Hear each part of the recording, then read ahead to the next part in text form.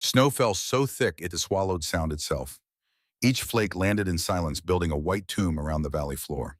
The world had contracted to 50 meters of visibility in any direction, maybe less.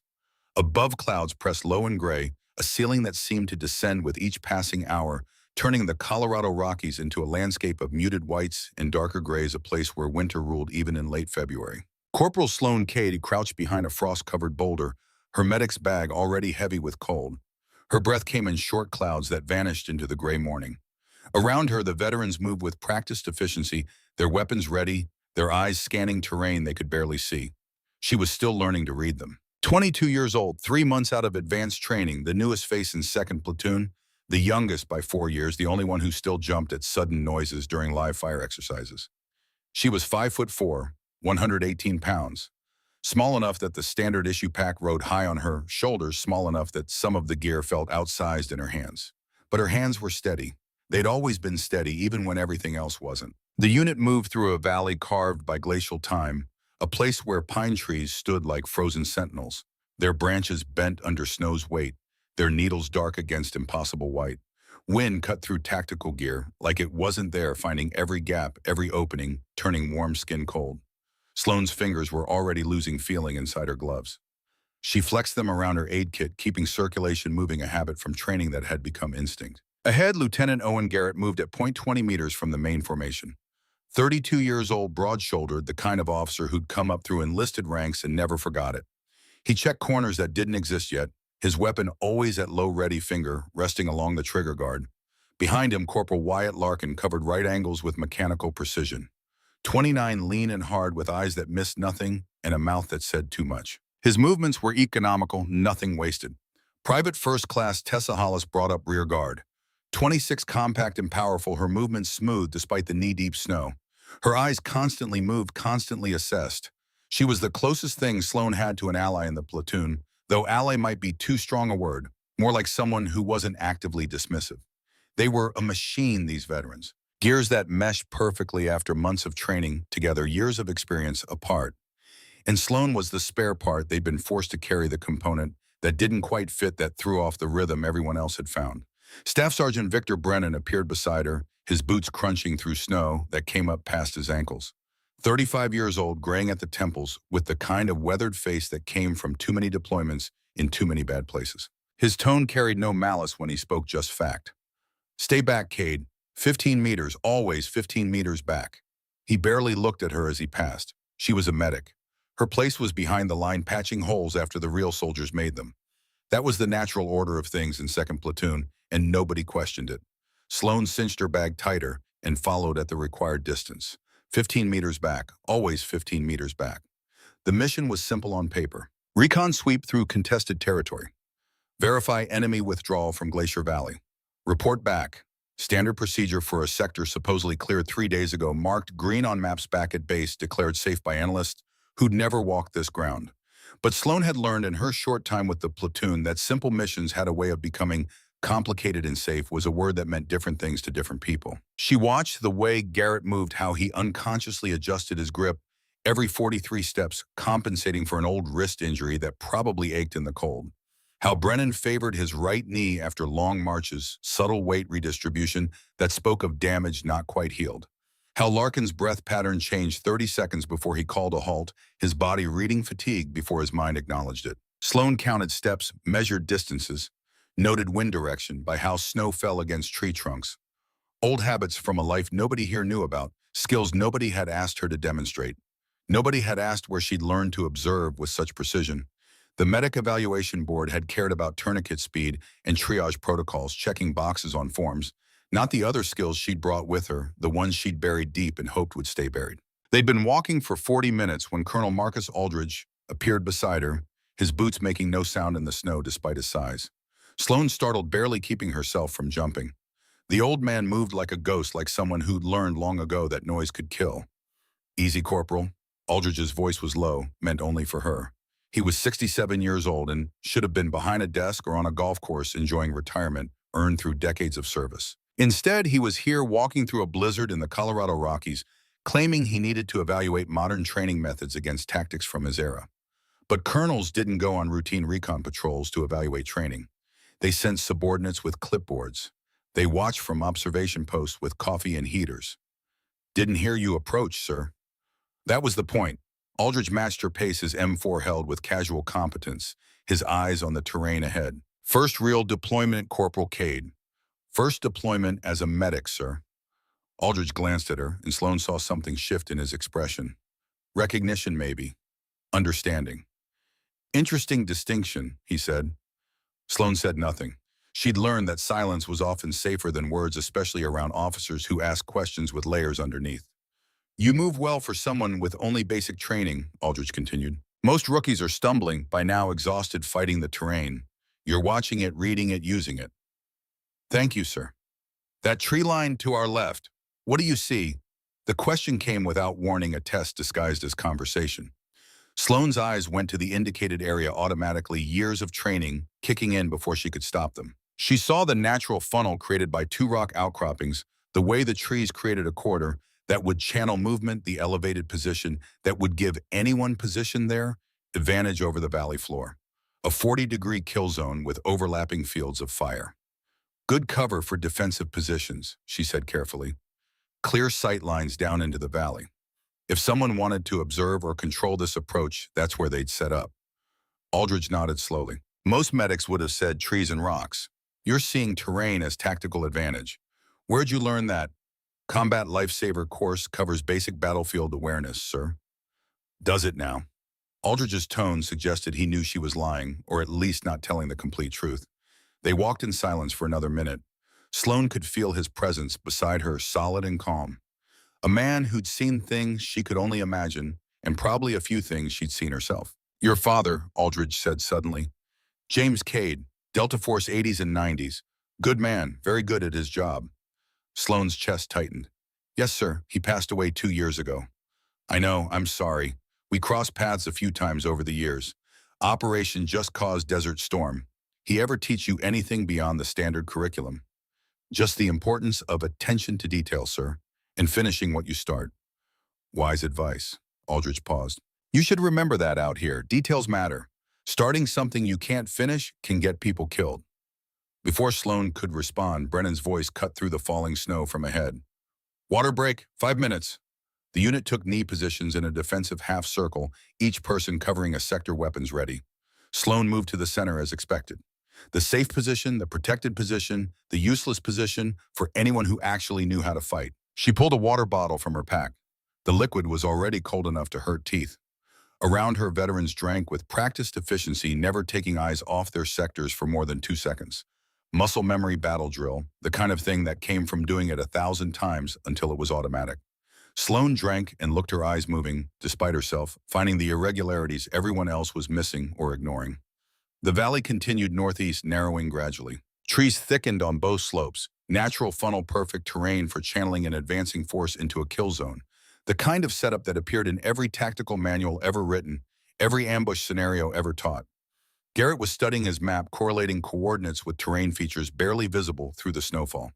His expression showed concentration, but no concern. This area had been marked secure 3 days ago. Someone had walked this ground, called it clear, and everyone believed them because doubt meant extra work, and extra work is something nobody wanted. But Sloan's eyes kept tracking the tree line. Near that fallen log, 40 meters upslope, the snow sat different, lighter, more recent. Something had disturbed the older accumulation within the last hour, maybe less. Could be an animal, could be wind, could be nothing, could be something. Movement discipline is sloppy. Brennan was speaking quietly to Hollis, just loud enough for Sloan to overhear. Larkin, tighten your interval. You're bunching up.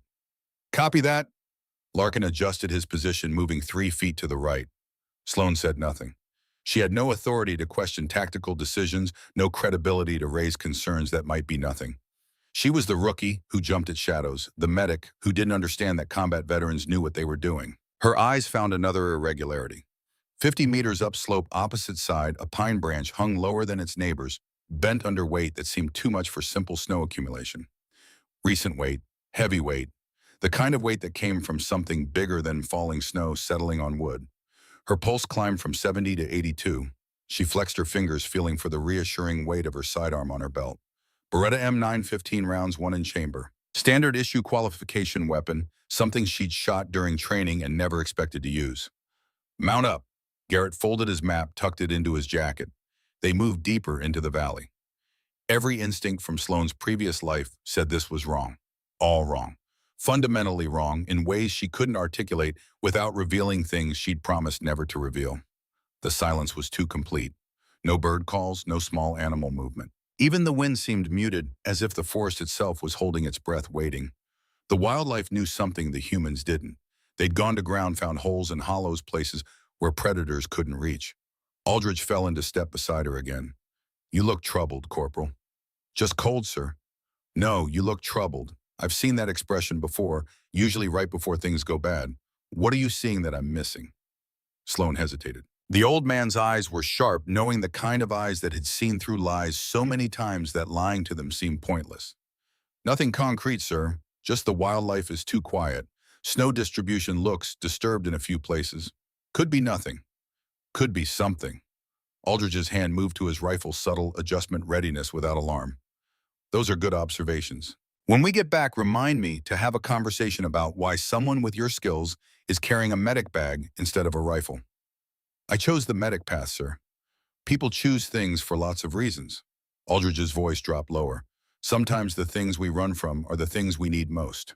Remember that." They'd been walking for 90 minutes total when Larkin stopped abruptly, hand to his head.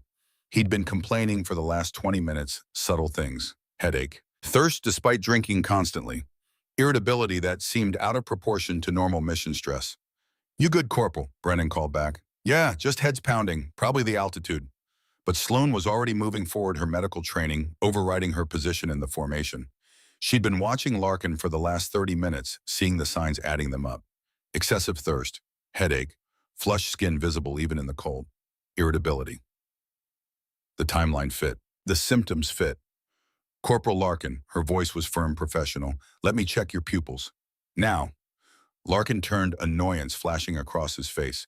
"I'm fine, Cade. It's just, that wasn't a request." Something in her tone made him stop. Made Brennan stop.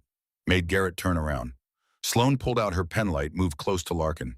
His pupils were slightly dilated, sluggish response to light. His skin, when she touched his forehead, was warmer than it should be in this temperature. "When did you last urinate?" "What?" "Answer the question, Corporal. When was your last urination?" "I don't know, maybe 3 hours ago." "And you've been drinking constantly?"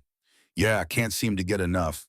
"Early heat exhaustion," Sloane said loud enough for Garrett to hear. "Hyperthermia stage 1. He's been sweating under all those layers, losing electrolytes faster than plain water can replace them. Give him another 30 minutes of exertion, he'll collapse. Maybe go into shock." The silence that followed was different from the silence of the forest. This was human silence, the pause that came when people reassessed their assumptions. Garrett moved closer. "You sure about this diagnosis, Corporal?" "Yes, sir, positive. We need to get electrolytes in him, reduce his core temperature gradually, and cut his pack weight by at least 20% for the next hour." Brennan was already pulling electrolyte packets from his kit. Hollis moved to redistribute Larkin's heavier equipment. Garrett watched Sloane with new eyes, calculation happening behind them. "Good catch, Cade," he said finally. Simple words, but they carried weight. Acknowledgement. The first crack in the wall. Larkin drank the electrolyte mixture, made a face at the taste. "Seriously?" "Seriously." Sloane's tone was matter of fact. "You were about 30 minutes from a medical evacuation and a very bad day. Drink it all." "Yes, ma'am." The "sir" was automatic, then he caught himself. She wasn't an officer, but respect didn't always follow rank. They resumed movement, slower now, with Sloane watching Larkin's condition. The color returned to his face gradually. His breathing normalized. Crisis averted by observation and knowledge, by seeing what others had missed. But the victory felt hollow because Sloane's eyes kept moving to the tree line, to the irregularities in snow distribution, to the branches that hung wrong, to all the small details that said danger in a language only she seemed to speak. 20 meters ahead, Garrett stopped at a junction where a smaller ravine intersected their path. He signaled for Larkin to check the side approach. Standard procedure, clearing the blind spot, making sure nothing was hiding in the dark space where snow hadn't quite reached. Larkin moved forward, weapon sweeping in controlled arcs, his breath coming in visible puffs. Sloane's bag bumped against her hip. Inside, medical supplies. Outside, on her belt, a sidearm she'd qualified expert with, but never been expected to use. Her thumb found the retention strap without conscious thought. Muscle memory, from 1,000 repetitions in a different context, a different lifetime. She caught herself and moved her hand back to the bag strap. Medics didn't check their weapons compulsively. Medics trusted the shooters to do their job while medics prepared to do theirs. That was the division of labor, the social contract, the way things worked. Clear, Larkin's voice came from the ravine mouth, echoing slightly against stone walls. They continued. The valley walls steepened, rising on both sides like the earth was closing around them, swallowing them into something deep and cold and patient. 300 meters ahead, the valley narrowed to a bottleneck, a place where the walls came so close together that the unit would have to compress, lose their spacing, become vulnerable. Past that terrain, opened into what looked like a natural bowl surrounded by high ground on three sides. Perfect position for an ambush. Textbook. The kind of thing taught on day one of tactics training. Fix the enemy in a confined space, hit them from elevated positions with overlapping fields of fire, cut off their retreat, destroy them in detail. Sloane's heart rate climbed from 78 to 93. She controlled her breathing, 1, 2, 3, 4 and hold, 1, 2, 3, 4, 5, 6 out the way she'd been taught long ago by instructors whose names she tried not to remember. Aldridge Notice glanced at her. Breathe, Corporal. Whatever happens, breathe through it. Garrett led them toward the bottleneck. The unit tightened up, unconsciously bunching together as the valley walls forced proximity. Standard movement. Nothing wrong with it. Exactly what any unit would do in this terrain. Exactly what any ambushing force would expect them to do. Sloane opened her mouth. The words were right there, formed and ready. Sir, this is wrong. We need to find another route. This is a kill zone. We need to stop. The words sat on her tongue, heavy as stones. But she swallowed them. Because she was the rookie medic who'd been with the platoon for 3 months. Because she just diagnosed heat exhaustion and maybe used up her credibility for the day. Because these were veterans who'd done this 100 times and she was nobody to question their decisions. Because speaking up meant explaining how she knew, and explaining how she knew meant revealing what she'd buried. So she stayed silent and followed 15 meters back and watched the trap close around them and felt guilt build in her chest like pressure behind a dam. 50 meters from the bottleneck, 40, 30. The snow fell harder. The world shrank further. Somewhere a branch cracked under weight that shouldn't have been there. Sloane's pulse hit 100, and she flexed her fingers inside her gloves and thought about promises she'd made and promises she was about to break, and the difference between keeping your word and keeping people alive. 20 meters. Garrett raised his fist. Hold. The universal signal. The unit froze mid-step. For 5 seconds, nothing moved except falling snow. Sloane's heart hammered against her ribs. Her breath came shallow despite her training. Her eyes scanned the tree line with desperate intensity, looking for the threat she knew was there but couldn't quite see. Then Garrett's hand dropped. Forward. They moved again. 15 meters from the bottleneck. 10, 5. The first shot hit the snow 2 feet to Garrett's left, appearing without sound, just impact, just disruption of white surface. Then the crack of rifle fire echoed through the valley, rolling off stone walls, multiplying, becoming omnipresent. Contact front. The words were barely out of Garrett's mouth before the world exploded into chaos. The unit scattered to defensive positions with veteran speed muscle memory, overriding thought bodies moving, before minds fully processed what was happening. Weapons came up. Return fire snapped through the air, sharp cracks that competed with incoming rounds, creating a symphony of violence that shattered the snow silence. Sloane threw herself behind a boulder cluster as rounds chewed bark from trees above her head, sending splinters and snow cascading down. Her medical bag hit snow-hard supplies inside, shifting, reorganizing themselves according to physics and impact. She pressed flat pulse hammering at 107. And in that moment, lying in the snow, with bullets carving the air above her, Sloane, Cade felt the weight of every word she hadn't spoken, every warning she'd swallowed, every instinct she'd ignored because she was just a medic. And medics didn't question tactics, and veterans knew better, and she was nobody to speak. The guilt was almost worse than the fear. Almost. Multiple shooters. Hollis's voice cut through the gunfire, high and tight but controlled. High ground left and right. The ambush was precise, professional, exactly what Sloane had feared.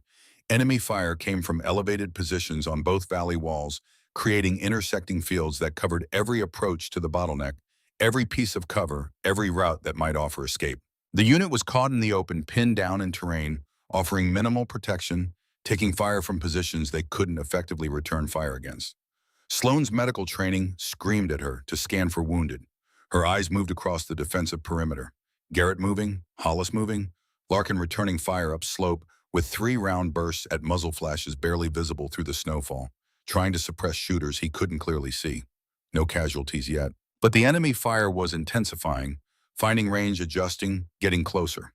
Someone up there knew what they were doing. This wasn't harassment. This was systematic destruction executed with patience and skill. Garrett was yelling grid coordinates into his radio, calling for support, for extraction, for anything that might shift the balance. Static answered. White noise. The emptiness of blocked frequencies. Someone was jamming communications using equipment sophisticated enough to block military bands, which meant this wasn't some random encounter with poorly equipped irregulars. Radio's down. Garrett's voice carried an edge now, the first crack in his professional calm. More rounds impacted around them. Larkin fired back, expending ammunition they couldn't afford to lose, trying to do something, anything, to change an equation that mathematics said was unsolvable. We need to move. Back to the blue markers. Hollis shouted over the gunfire. But movement meant exposure. Movement meant crossing open ground under fire from positions that dominated the terrain. Movement meant choosing between different ways to dawn and hoping you pick the one that lets you keep breathing. Then the sound changed, a single crack, different from the chatter of automatic weapons. Higher pitched. Precise. The sound of a rifle designed to kill at distance with one carefully placed bullet. The sound of someone who didn't need to spray and pray because they knew exactly where their round would impact before they pressed the trigger. Staff Sergeant Victor Brennan went down hard. His left leg collapsed under him like the bones had turned to water. His weapon tumbled into snow. The scream that tore from his throat was raw, primal, beyond language. The sound of a man whose body had just betrayed him in the worst possible way. Man down. Hollis's scream cut it through everything raw and terrified. Sloan was moving before conscious thought formed, before decision became action. Pure instinct. Pure training. She sprinted through the snow medical bag, bouncing against her spine, head down as rounds snapped past. Close enough to feel the displacement of air. Close enough to know she should be dead. Close enough to understand that survival had stopped being about skill and become about statistics and luck. Training said, get to casualties fast, treat fast, move fast. She hit snow next to Brennan in a controlled slide, her body positioning itself between him and the most likely firing positions. Muscle memory she couldn't explain. Tactical awareness that shouldn't exist in someone whose file said basic medic. His leg was destroyed below the knee. Fabric and flesh and bone mixed together in configurations that violated every rule of human anatomy. Arterial blood pumped into white snow in rhythmic spurts, turning pristine white to crimson. Beautiful if it wasn't horror. Beautiful if it wasn't a man dying in real time, measured in heartbeats and blood loss. Tourniquet. Sloane's hands were already moving. No hesitation, no thought. She stripped the CAT device from her belt, positioned it high above the wound with precision born from hundreds of repetitions. Started cranking the windlass. The strap tightened. Brennan's scream became a roar that echoed off valley walls. More fire came down. Garrett and Larkin were suppressing hard, trying to create a window, trying to buy seconds. The tourniquet clicked into place. Blood flow stopped. Pressure built. Circulation cut. But life maintained. Sloan checked her watch, burned the time into memory. 1400 hours, 2 p.m. The clock was running now. Brennan had maybe 4 hours before tissue damage became permanent, before surgeons would have to choose between limb and life. Can you move? She shouted at Brennan. His face was gray with pain, shock already setting in like fog rolling across water. His body understanding what his mind hadn't accepted yet, but his eyes focused, locked on hers. She saw recognition there, saw him choosing to fight, saw him deciding that today wasn't the day. Yeah, then move. Now. She hauled him upright with strength that shouldn't exist in her frame, adrenaline overriding physics, making impossible things possible. He got weight on his good leg teeth, gritted against pain that must have been overwhelming. Together they staggered toward cover, while Hollis maintained fire, while rounds impacted where they'd been lying seconds earlier, while the universe contracted to movement and survival and the infinitesimal space between heartbeats. They made it. Barely. Rounds spanged off rock behind them as they collapsed into the shelter of a larger boulder formation.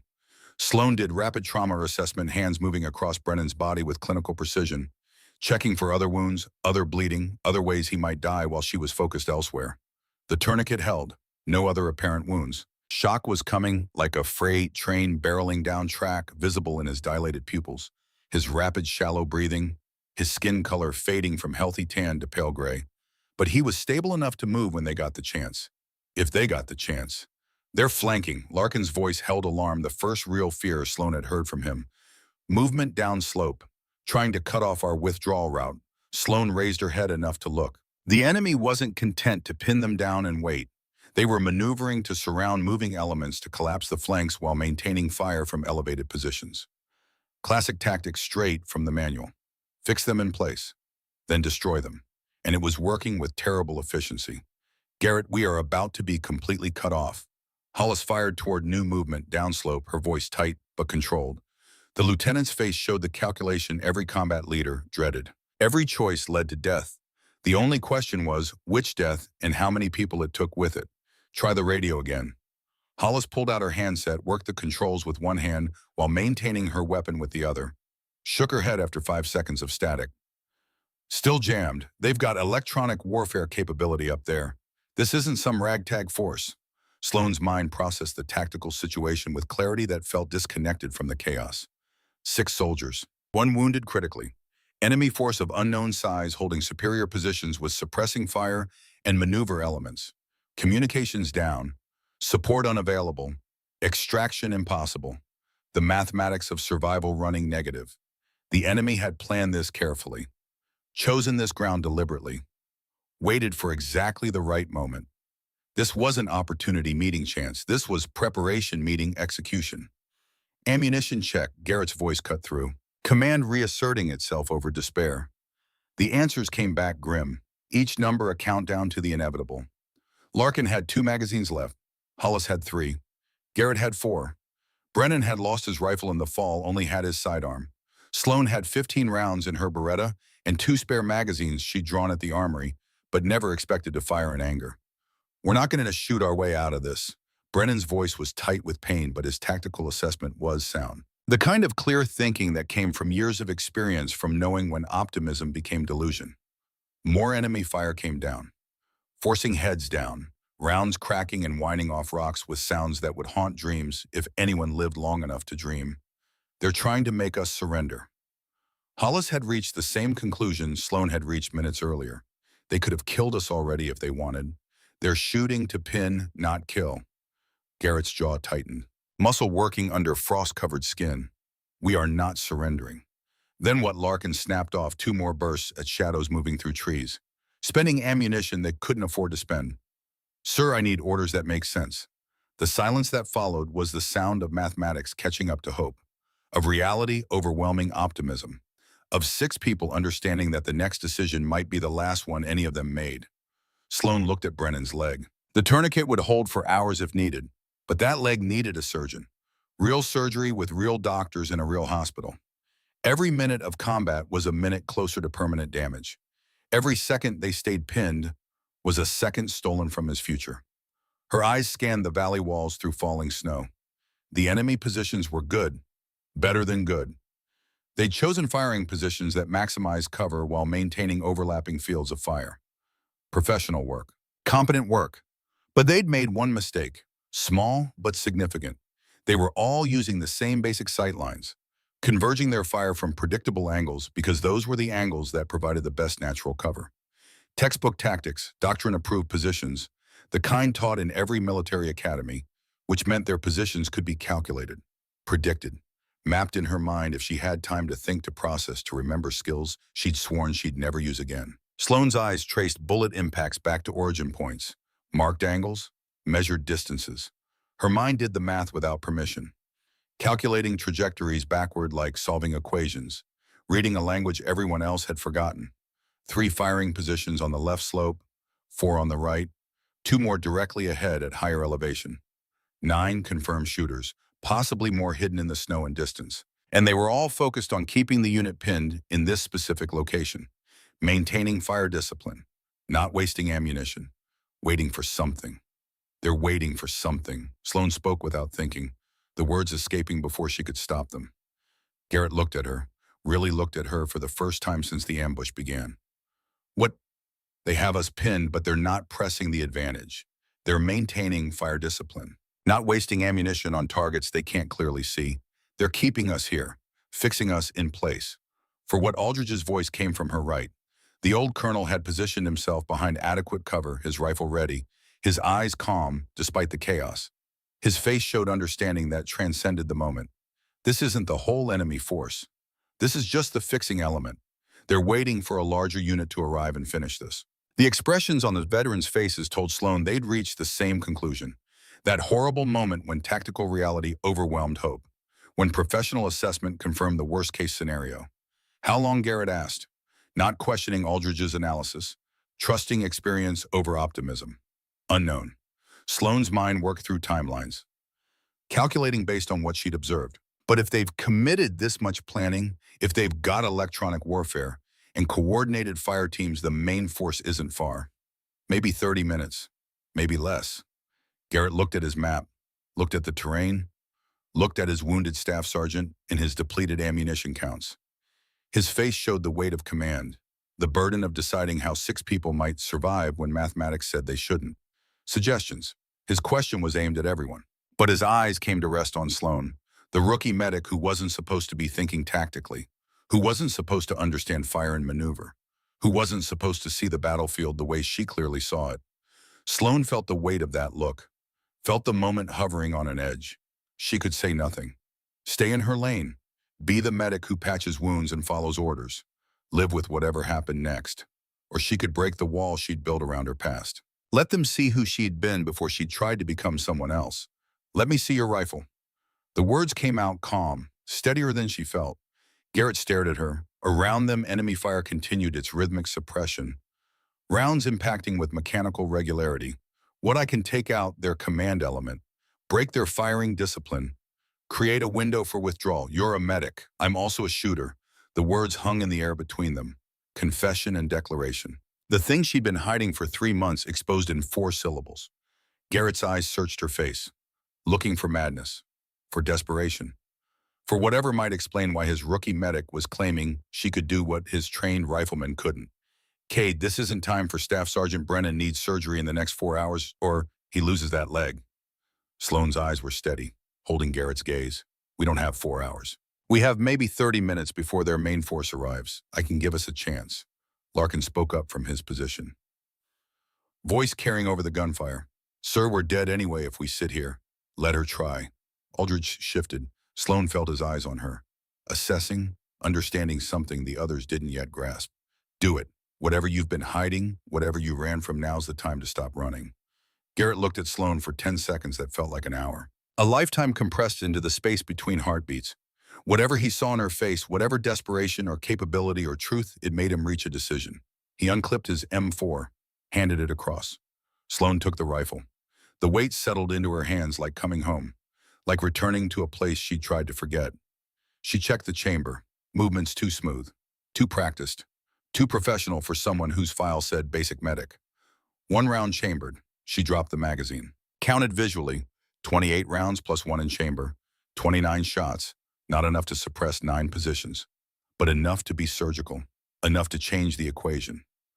What do you need, Garrett asked, his voice different now, talking to her like an operator instead of cargo. Cover. 60 seconds after I start firing, they're going to shift focus to me. When they do, that's your window to move Brennan back to the first blue marker. I'll catch up. Sloan was already moving, low crawl, positioning herself 15 meters from the others. She found a slight rise that gave her angle on the valley slopes. Settled into prone position, pulled the rifle into her shoulder. The stock felt like coming home, like muscle memory she'd tried to kill, waking up, like the person she'd been forcing her way back into existence. Her breathing slowed. Automatic. 4 count in, hold for 2, 6 count out. Her heart rate dropped from 93 to 71. Her body responding to training she'd done 10,000 times.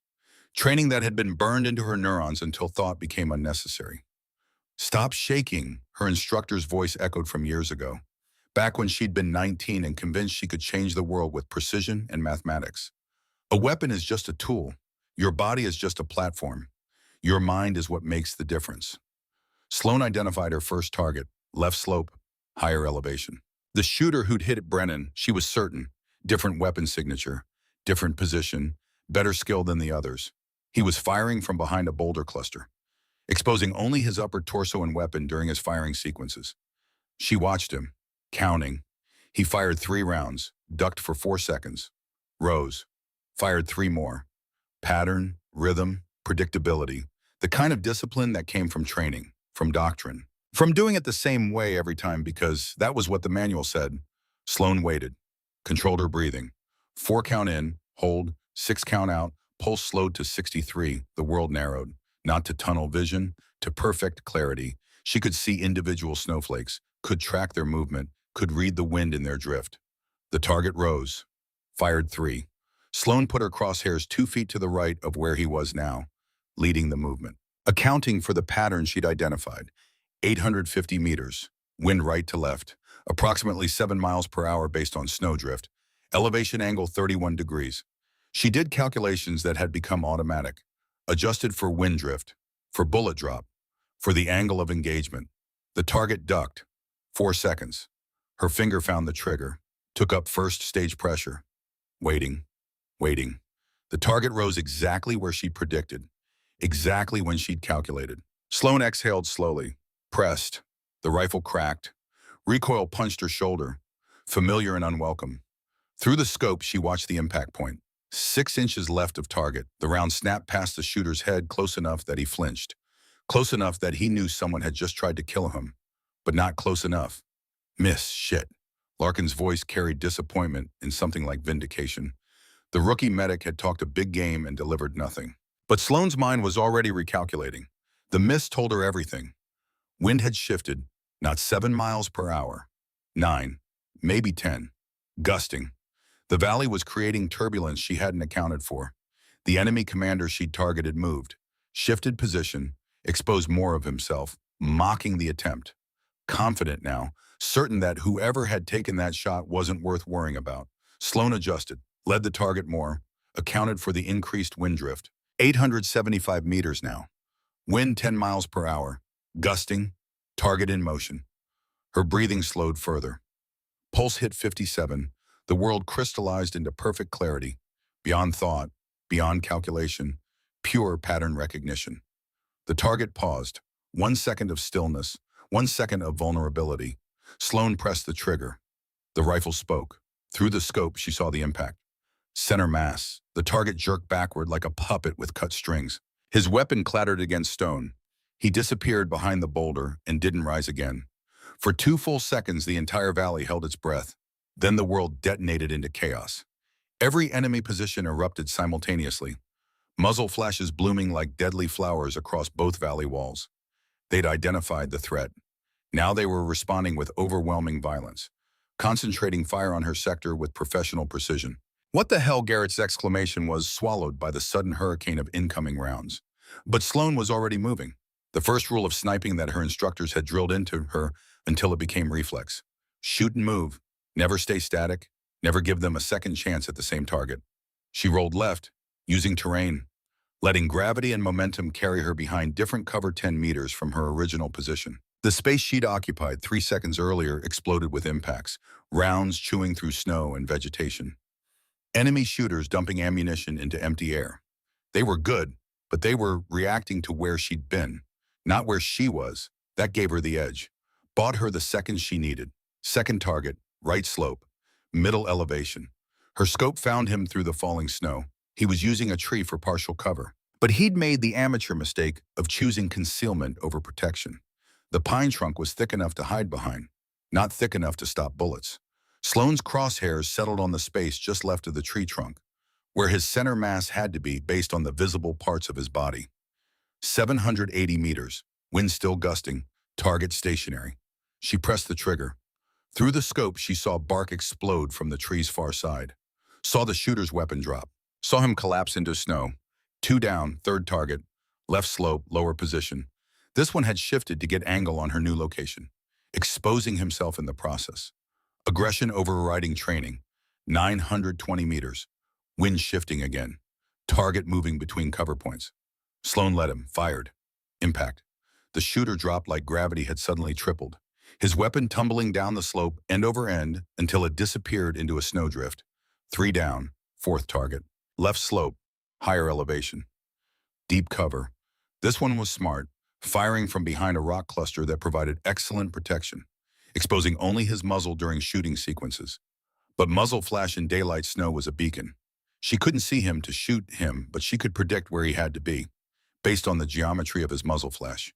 She waited for his next burst, saw the orange bloom against white snow, calculated backward from muzzle position to where his body had to be positioned, put her crosshairs 3 feet behind the visible flash, fired 3 rounds in rapid succession, bracketing the estimated position.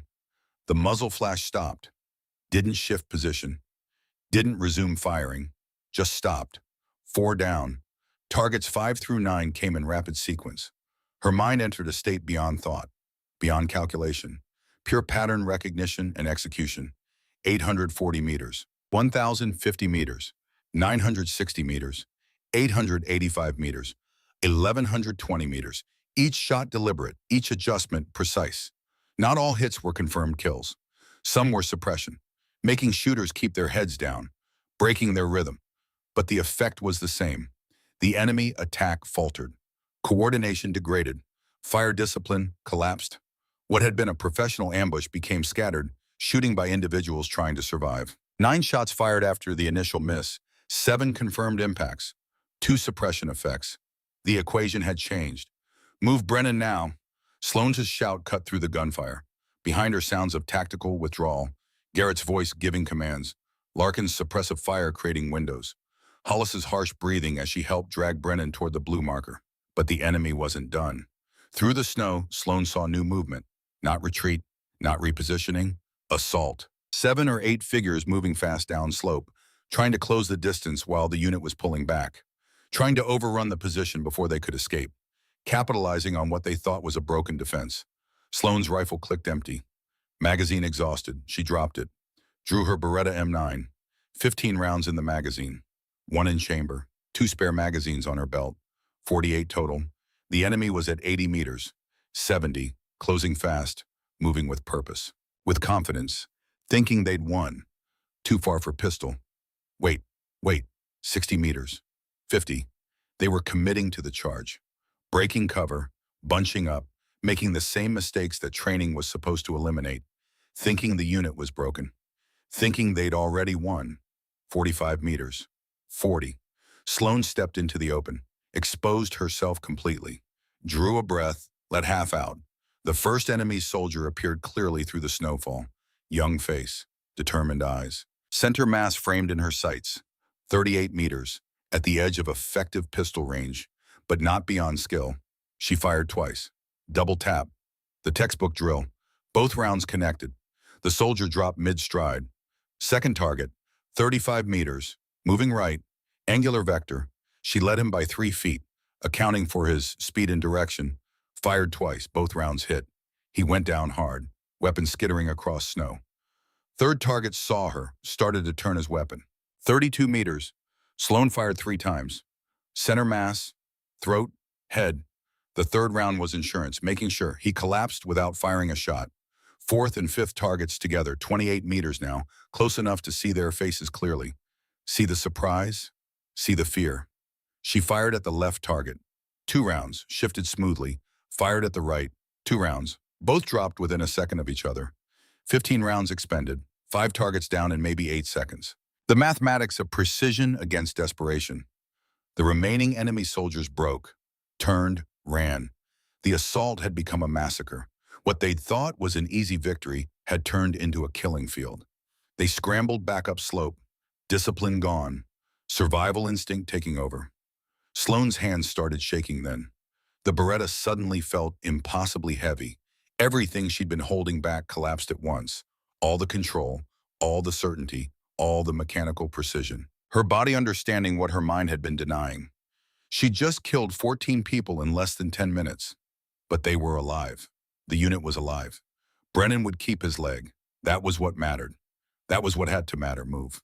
She grabbed Garrett's arm, helped with Brennan. They scrambled toward the blue marker while enemy fire resumed from the ridge. Confused, scattered, no longer coordinated, the attack had broken.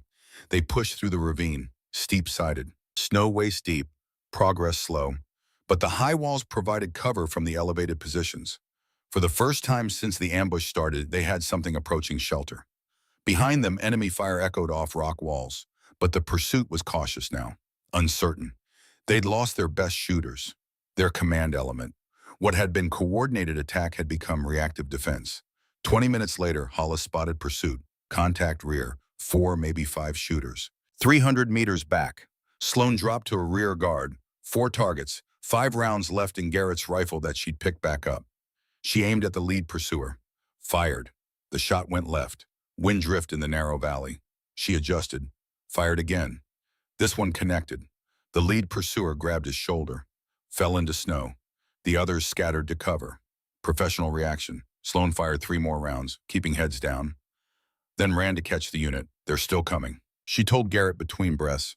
I clipped one but didn't stop them. Radio suddenly crackled. The jamming had lifted. Second platoon, this is command. Say status. Garrett's relief was almost physical. His voice shook slightly when he answered. Command second platoon. Combat effective with 1 urgent casualty.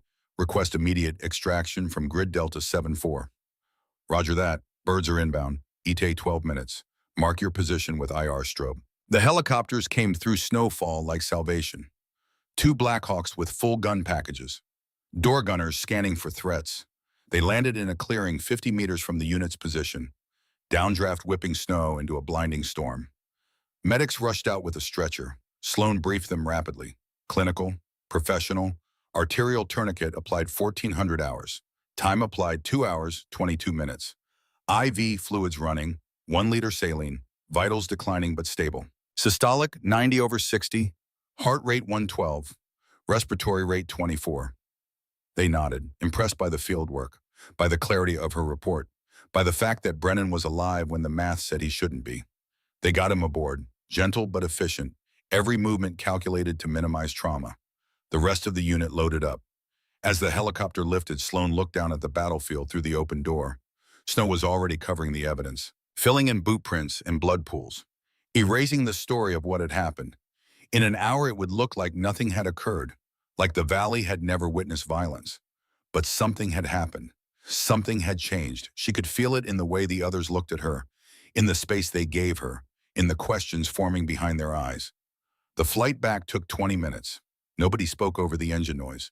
But Garrett kept looking at her, Larkin staring like she was a stranger. Hollis's expression mixing gratitude with something approaching awe. And Aldridge sitting across with a slight smile that suggested he'd known something all along. At base, Captain Nora Sullivan met them at the pad, her face tight, professional. Debrief. Conference room. Now. Sloan walked across the tarmac knowing everything was about to come out, knowing the wall she'd built around her past was about to crumble completely, knowing that the person she'd tried to stop being had just forced her way back into existence, and not knowing whether that was salvation or damnation. The conference room was warm, painfully bright after hours in gray snowfield. Captain Nora Sullivan sat at the head of the table, her uniform crisp, her posture perfect. The fluorescent lights hummed overhead, sterile and unforgiving. Sloan's wet boots left puddles on the linoleum floor. She could still smell cordite on her hands, still feel the rifle's recoil in her shoulder. Garrett gave the tactical rundown, professional, thorough, no embellishment. He laid out the ambush, the casualties, the withdrawal, the firefight.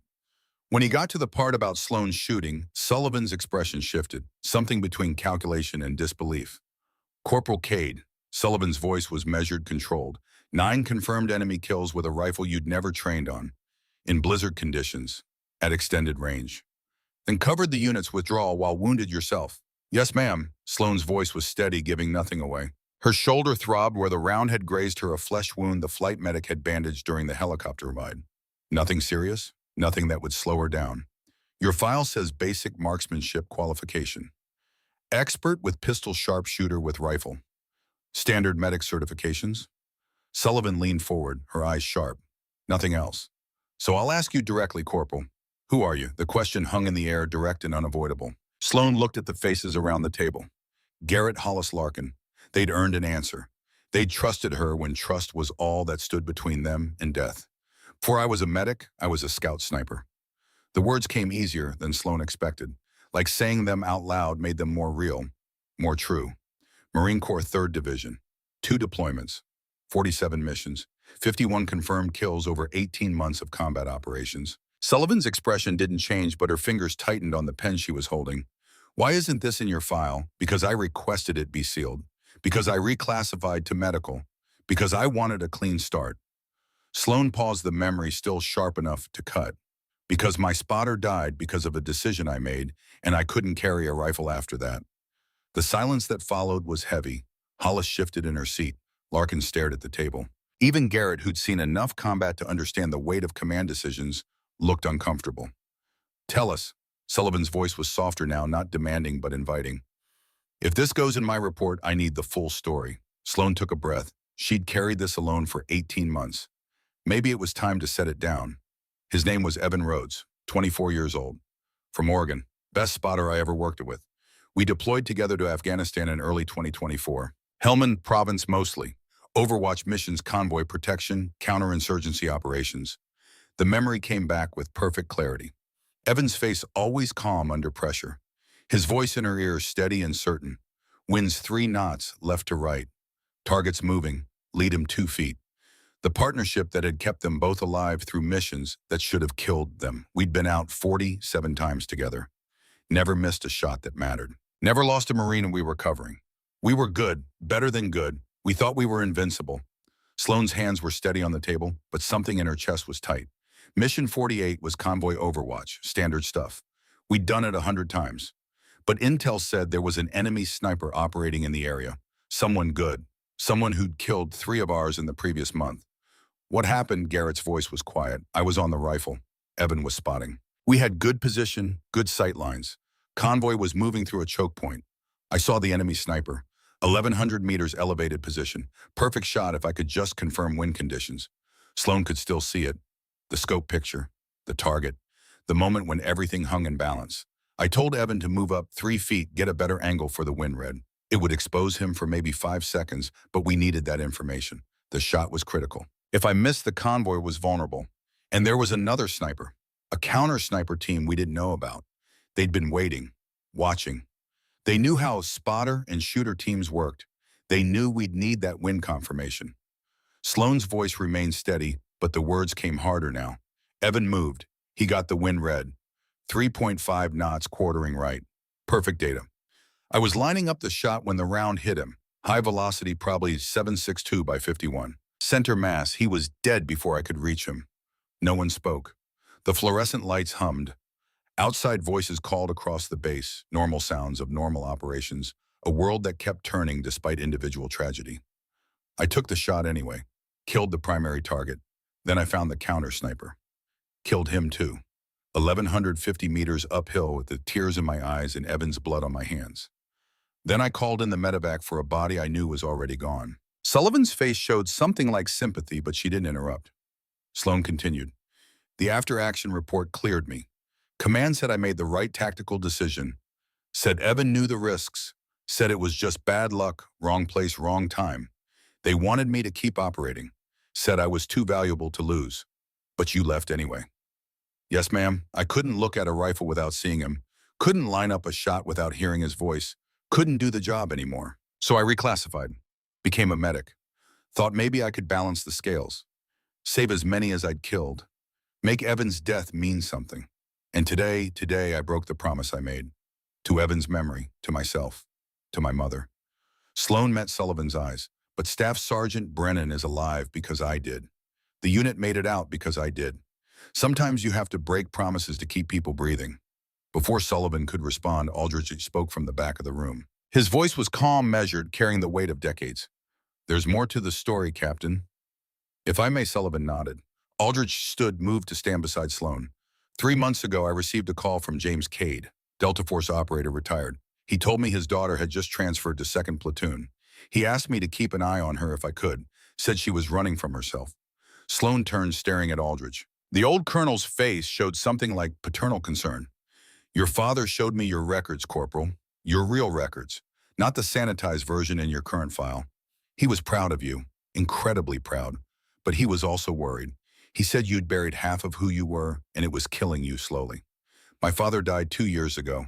He contacted me 6 months before he passed. Made me promise that when the moment came when you needed to remember who you really were, I'd be there to help. Aldrich's voice softened. He knew eventually you'd face a choice. Medical or tactical, healing or fighting. He wanted you to understand you could be both. That you had to be both. That's who you really are. The weight of the revelation settled over Sloane like snow. Her father had orchestrated this, had reached out from beyond death to guide her back to herself. The deployment, Aldridge's presence, all of it planned. He left you something. Aldridge pulled an envelope from his jacket, handed it to Sloane. The handwriting on the outside was her father's, strong and clear. To be opened when she remembers. Sloane's hands trembled slightly as she broke the seal. Inside, a single page. Her father's words. Sloane, if you're reading this through Marcus, it means the moment came. It means you had to choose between the person you were trying to be and the person you actually are. I'm proud, not because you shot to kill, not because you saved lives, but because you chose when each was necessary. Your mother made you promise never to touch a rifle again. I never agreed with that promise, but I understood it. She was afraid of losing you the way she almost lost me a dozen times. But fear isn't a good reason to deny who you are. Evan Rhodes died doing his job. He knew the risks. He made his choice. You didn't kill him. War killed him. Circumstance killed him. Bad timing and worse luck killed him. But you honored him by trying to become something else. Now honor him by being whole. Be both, Sloane. The world needs people who can heal and protect. People who know which is which. People who can carry a rifle and a medical kit and understand when each is required. I won't be there to see it, but Marcus will. Trust him. Trust yourself. And know that I was proud of you before you ever picked up either one. Dad? Sloane read it twice, then folded it carefully, placed it back in the envelope. When she looked up, her eyes were dry, but something in her face had changed. Some burden lifted or accepted, she couldn't tell which. Sullivan cleared her throat. This is highly irregular, but given the circumstances, given the results, I'm prepared to make a recommendation. You saved your unit, Corporal. You demonstrated capabilities we didn't know existed. The question is what we do with that information. 2 weeks later, Sloane stood in a briefing room with 2nd Platoon and a dozen other personnel she didn't recognize. The mission brief was complex. Hostage rescue, mountain compound, high-value target, multiple hostile forces. The kind of operation that required precision and adaptability in equal measure. Garrett outlined the approach. Sloane would provide sniper overwatch during the initial breach. 2 sentries needed elimination before the assault team could move. Standard stuff. Then she'd transition to the assault element for medical support. Questions. Garrett looked around the room. No one spoke. They'd all heard what happened in Glacier Valley. The story had spread. The details had grown in the telling, but the core remained true. The medic could shoot. The operation launched at 0400. Sloane took position on a ridge overlooking the compound, 680 meters from the primary structure. The night vision scope painted the world in shades of green. 2 sentries walked patrol patterns, predictable and regular. She waited for the signal. When it came, she fired twice in rapid succession. Both sentries dropped. The assault team moved. Then everything went wrong. The breach charge detonated early. Hollis was closest to the door when it blew. The overpressure wave threw her backward, slammed her into a wall. Sloane was moving before the debris settled, abandoning the rifle, pulling her medical kit. She reached Hollis in 20 seconds. The young woman was gasping, her chest moving wrong. Sloane's hands moved automatically, assessment becoming action. Tension pneumothorax, sucking chest wound. The explosion had created pressure in the chest cavity that was collapsing the lung. Needle decompression kit. Sloane's voice was calm, clinical. She pulled a 14-gauge needle from her kit, felt for landmarks. Second intercostal space, mid-clavicular, line bio. The anatomy was clear in her mind. She pushed the needle through skin, through muscle, between ribs. The hiss of escaping air was immediate. Hollis gasped, her chest movement normalizing. Color returned to her face. Sloane taped the catheter in place, checked vitals. Heart rate elevated but steady. Breathing normalized. Patient stable. Contact. Larkin's shout came from inside the compound. Enemy reinforcements. Multiple shooters. The assault team was pinned. Sloane grabbed her rifle, sprinted to a firing position, found targets through the scope. 4 enemy combatants moving to flank the assault team. She fired 4 times. 4 impacts. The flanking maneuver collapsed. Get Hollis to the extract point, she shouted to the medic who'd arrived behind her. I'm going forward. The next 10 minutes became a blur of rapid transitions. Shooting to suppress enemy positions. Sprinting forward to treat a wounded teammate. Back to shooting. Back to medical. The line between healer and warrior disappeared entirely. She was both. Had always been both. Would always be both. When the helicopters arrived for extraction, 12 minutes after the breach, the mission was complete. Hostages recovered. Enemy neutralized. 2 friendly wounded, both stable, both expected to make full recovery. On the flight back, Garrett sat beside her. You know what you proved today? What, sir, that integration beats specialization. That the future isn't people who do one thing perfectly. It's people who can do multiple things well and know which one the moment requires. 3 days later, Sloan stood at attention in front of the entire company. Captain Sullivan read the citation for the Silver Star. Extraordinary heroism in combat operations, tactical excellence resulting in mission success, medical intervention, saving multiple lives under fire, the integration of combat and medical skills representing a new model for battlefield effectiveness. Sullivan pinned the medal to Sloan's uniform. Well done, Corporal. You've earned this and more. The applause was genuine. Brennan was there, a leg in a cast crutches beside him. His face showed gratitude that went beyond words. Larkin stood in the front row, the man who doubted her most now, her strongest advocate. Hollis, recovered from her injuries, smiled with something like pride. After the ceremony, Sullivan pulled Sloan aside. Division wants you back as a pure sniper. They're saying you're wasted as a medic. Sloan had known this was coming, had felt it approaching. With respect, ma'am, I'd like to stay where I am. Sullivan raised an eyebrow. You want to remain a medic after proving you're one of the best shooters we have? I don't want to be just a shooter anymore. But I understand now that I can't be just a medic either. Sloan chose her words carefully. I want to be both, if that's possible. It wasn't. Until now, Sullivan's voice was firm. I'm redesignating your MOS. You'll be our first official combat medic/designated marksman. Dual role, full authorization for both skill sets. You'll get the equipment and training support you need. That night, Sloan sat alone in her quarters and wrote a letter she should have written 18 months ago. She addressed it to Michael and Sarah Rhodes Evans' parents, people she'd been too ashamed to face, too guilty to contact. Dear Mr. and Mrs. Rhodes, I'm writing to tell you about your son, about who he was and what he meant and how he died. I've waited too long. I'm sorry for that. Evan was the best spotter I ever worked with. He was calm under pressure. He was precise. He was brave. He saved my life a dozen times through his skill and his dedication. On our last mission, I made a tactical decision that exposed him to enemy fire. He died following my orders. I've carried that guilt for 18 months. I've tried to make it right by giving up the rifle, by becoming a medic, by saving lives instead of taking them. But I understand now that wasn't what Evan would have wanted. He believed in the mission. He believed in protecting Marines. He believed that sometimes you have to fight to protect what matters. Today I picked up a rifle again. I used it to save my team. Then I used my medical training to save them again. I was both. I think Evan would approve. I think he'd tell me it was about time. I'm sending you his spotter scope, the one he carried on every mission. I've kept it clean, kept it maintained, but it belongs with you. Thank you for raising a son who knew what service meant, who knew that some things are worth the risk. I'll carry his memory forward, not by refusing to shoot, but by choosing when it matters. With deepest respect and sorrow, Sloan Cade. She sealed it, addressed it, placed it on her desk to mail in the morning. One more step toward integration. One more piece of the past made peace with. 6 months passed like water through fingers. Fort Benning, Georgia. August heat replaced Colorado snow. The base shimmered under southern sun air thick enough to taste. Sloan walked across the training area, her stride confident, purposeful. The dark circles under her eyes had faded. The weight she'd lost during those months of running from herself had returned. 14 pounds of muscle and health. The scar on her shoulder where the round had grazed her in Glacier Valley had healed to a thin white line.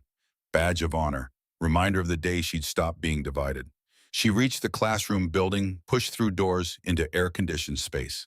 18 students waited. Mixed gender, mixed ranks ranging from corpsmen to Army medics to Air Force pararescue. The first class of integrated combat response training. The pilot program that had grown from one woman's choice in a snowbound valley. Good morning. Sloan's voice carried authority now earned through action rather than rank. Welcome to week 1. For the next 16 weeks, you're going to learn to be both, medic and marksman, healer and warrior. You'll learn when to reach for a rifle and when to reach for a tourniquet. More importantly, you'll learn how to make that decision in the chaos of combat. A young corpsman in the front row, couldn't be more than 20, raised his hand. Ma'am, they say you can hit targets at over 1,000 meters. They say you've saved more lives than some entire medical companies. How do we learn to do both? You start by understanding they're not separate. Sloan moved to the whiteboard, picked up a marker. Shooting and healing both require precision. Both require staying calm under pressure. Both require reading situations and making split-second decisions. The skills overlap more than you'd think, she wrote on the board. Steady hands, controlled breathing, situational awareness, pattern recognition, rapid decision-making. These apply to both roles. A good shooter reads wind and terrain. A good medic reads vital signs and injury patterns. It's the same fundamental skill. Observation leading to action. You're not learning two separate jobs. You're learning two applications of the same mindset. Another student spoke up, older, maybe 30, with the weathered look of someone who'd seen combat. What about the mental side? How do you switch between saving lives and taking them? You don't switch, you integrate. Sloane's voice was firm. You understand that both serve the same purpose. Protection. Sometimes you protect by treating wounds. Sometimes you protect by eliminating threats. The goal is always the same. Get your people home alive. Over the next 6 months, the program proved itself. 63 medics graduated from the initial training pipeline. Deployment data started coming back. Reduced casualties in units with integrated personnel. Faster response times. Better tactical awareness. The numbers told the story that Sloane's actions had written. The Pentagon noticed. 3 branches began developing formal doctrine for dual-role specialists. What had been an experiment became policy. What had been one woman's desperate choice in a kill zone became institutional evolution. General Aldridge, promoted and assigned to training command, visited the program on a crisp October morning. He watched Sloane run a training scenario. Medical emergency requiring rapid treatment, followed immediately by hostile contact requiring precision fire. The students moved through it with increasing competence, muscle memory, building integration becoming natural. Afterward, he pulled her aside. Your father would be proud. Hell, I'm proud. You've started something bigger than yourself. Just doing the job, sir. Aldridge smiled. That's what your father always said, too. But you're not just doing a job, you're changing how we think about capability, about specialization, about what's possible when you refuse to be limited by categories. That evening, Sloane made a phone call she'd been putting off. Her mother answered on the second ring. Mom, Sloane. Her mother's voice carried warmth and worry in equal measure. How are you, sweetheart? I'm good, really good. Sloane looked around her office. Dual role insignia on the wall, medical certifications beside marksmanship awards. Integration made visible. I need to tell you something. I broke my promise. The one about never touching a rifle again. Silence on the other end. Then I know. Marcus told me months ago. I've been waiting for you to call. You're not angry. I was. At first, her mother's voice was soft. I was angry at your father for setting it up. Angry at Marcus for going along with it. Angry at you for giving in. But then I talked to Staff Sergeant Brennan's wife. She told me what you did, how you saved her husband's life. And I realized something. What your father was right. He usually was a stubborn bastard. You can't be half of who you are. It was killing you slowly. I saw it every time you called, heard it in your voice. You were drowning in guilt, and I was helping you drown by making you promise to stay broken. Mom, let me finish. I'm proud of you. For breaking the promise. For being whole again. For honoring Evan by being both the person who could have saved him and the person who can save others.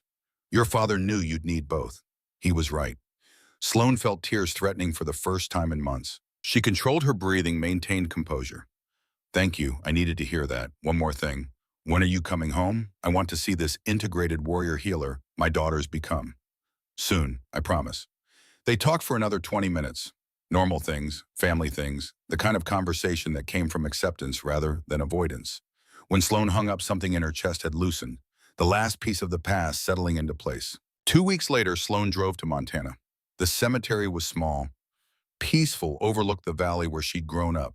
Her father's grave was well maintained, fresh flowers from her mother's weekly visits. Sloane knelt in grass still damp with morning dew, placed 2 items at the base of the headstone, a medical caduceus pin, a designated marksman badge, symbols of integration. I'm both now, Dad, like you always said I could be. Not running anymore, not hiding from half of myself. Evan would approve. I think he'd tell me it was about damn time. She stayed for an hour, talked to Stone and Memory, told her father about the program, about the students, about the changes spreading through the military, about how one choice in a snowbound valley had become institutional evolution. When she left, the weight she'd carried for 2 years felt lighter. Not gone, never gone, but carried differently, integrated into who she was rather than something fighting against it. The final piece came on a December morning. Sloane stood in her office at Fort Benning. Mission briefs covered her desk, medical protocols on one side, tactical assessments on the other. A custom M40A6 rifle leaned in the corner beside a fully stocked medical kit. A knock at the door. A young woman entered, newly assigned to the base. 23 years old Army medic with uncertain eyes that Sloan recognized because she'd worn the same expression 6 months earlier. Ma'am, permission to ask about the dual qualification program. Granted, sit down. The young medic sat, nervous hands clasping and unclasping. I heard what you did in Colorado, how you saved your unit. I have skills I haven't told anyone about.